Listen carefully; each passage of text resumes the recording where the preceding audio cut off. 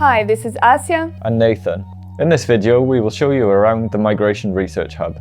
The Migration Research Hub was developed by EMISCO and it brings together academic experts, publications, datasets and projects on migration. Now we will show you the main parts of the hub. Here on the homepage, we invite you to join the community. If you are a researcher on migration, whether at a university, governmental or non-governmental organisation, please register.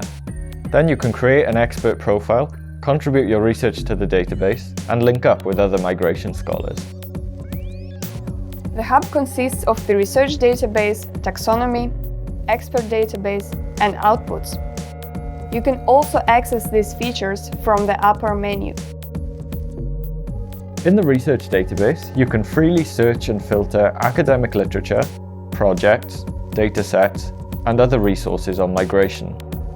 The database is linked to research repositories like Web of Science and Crossref. It also contains expert-owned contributions.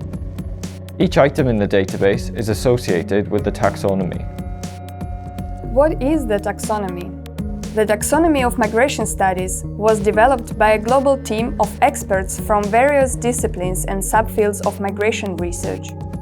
The aim of the taxonomy is to systematize research by topics, methods, disciplines and geographies. It gives a comprehensive overview of knowledge and supports innovative collaborations in the field. In the expert database, you will see everyone who has a profile on the Migration Research Hub. The expert database is also connected to the taxonomy. If you want to reach out to or just browse the work of an expert on a particular area of the taxonomy, you can use the filter on the right. You can find tutorials about searching and contributing to the hub and using the taxonomy in the description of this video. Have fun exploring!